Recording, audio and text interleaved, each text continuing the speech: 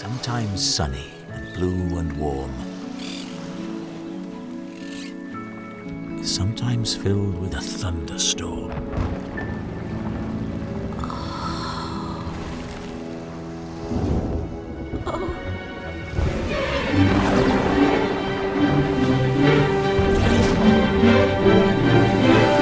With zigzag lightning, flashing and frightening, the tiny snail on the tail of the whale.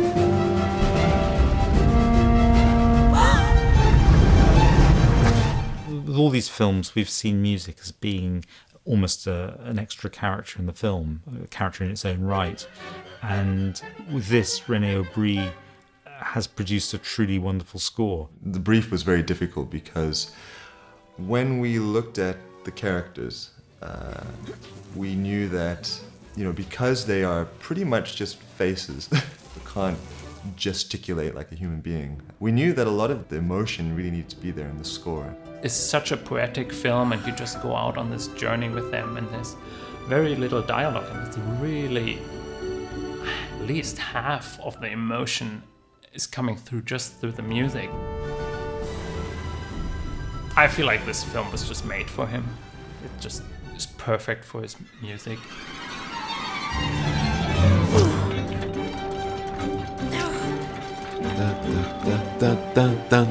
So this comes back in The Tempest, it comes back in when they save the whale, when it's on the blackboard in the school. And Snail!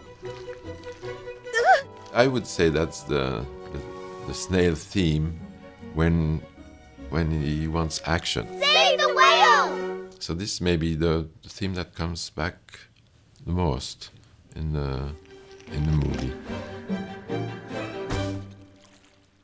What René's done is that he's created this whole world of emotion, and it has to be, by turns epic and magnificent, and then very quickly go very small and intimate and sensitive. He shows fragility, he shows vulnerability, and then he shows, fun. I keep saying René is the soul of our films.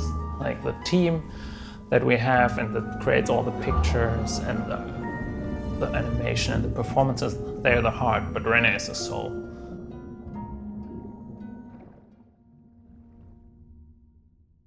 These are the caves beneath the waves. Narration is key to Snail and the Whale, and we wanted a really wonderful, authoritative, but warm and friendly voice. And Dame Diana Rigg provides that beautifully. Where stripy fish with feathery fins, and sharks with hideous toothy grins swam round the whale and the snail on his tail.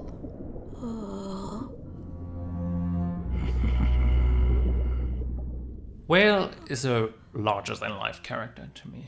He's very assuring and calm and relaxed. Sharks. And he gives that assurance to Snail. It's very reassuring to go on a journey with someone who knows the way. He's someone who Snail knows that she can trust instinctually, and she's right. And the audience, we're hoping will feel Rob's sort of warmth and his enjoyment of life and everything that the world has to offer. In this film, Rob is the voice of the whale, and he does a fantastic job giving a sense of the scale, grandeur and volume of this huge beast as he travels around the world. And said to the snail, Come, sail with me.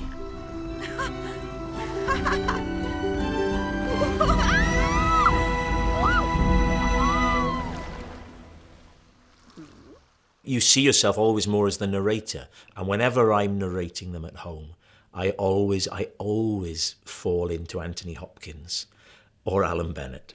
I can't help it. I will start saying, this is the tale of the snail, the great big grey blue humpback whale. Oh, you start talking like that. I can't move on land. I'm too big. So that's kind of how you see yourself. And when they said they want you to be the whale, I was very flattered because I'm not the tallest or most physically imposing of men. So I thought, the whale. The only thing I thought from the off was, let's not go down the obvious route, and because he's a whale, we give him a big voice. I thought much more effective to give him a softer voice. I can't move on land. I'm too big. Sally Hawkins voices the snail. She's a great actor who delivers this wonderful, characterful performance, bringing Snail to life. So wild and free. From the first day we were thinking about making the film, I knew we wanted Sally to play Snail because she brings so much emotion and subtlety to her role and vulnerability, and that's all the things that we wanted from Snail. And because Snail is a character who doesn't have any arms or anything, so much is coming from her noises and her little breath. She just did such a marvelous job.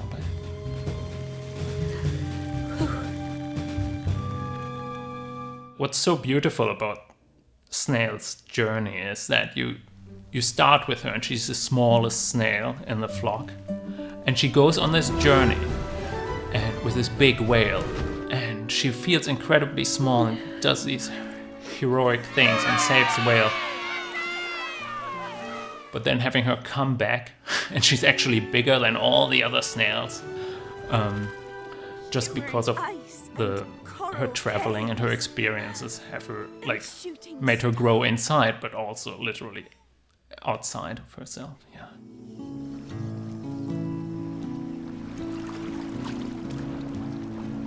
It's been tremendous working with Triggerfish for the last 5 years and almost 5 films.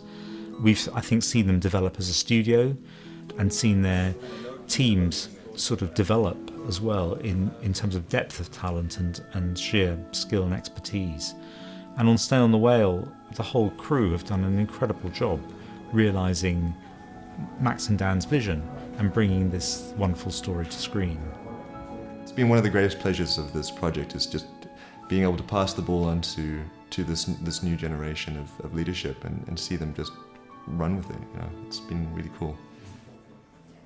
I'm really proud of the whole film because I think this was a really difficult book to bring to screen with many challenges and complexities. But at the heart of it is this really strong emotional message that whoever you are in the world, you can make a difference. In the book, it's about saving an individual whale, and the little snail magnificently manages to pull it off.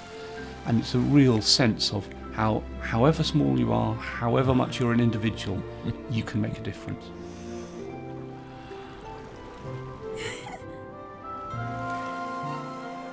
I've enjoyed making Snail and the Whale primarily because I feel that it's helped me grow as an artist. It's really pushed us as a team, and it's been a real privilege. Making Snail and the Whale was a dream come true for me. That was the film I always wanted to make. Yeah. Not sure what to do now.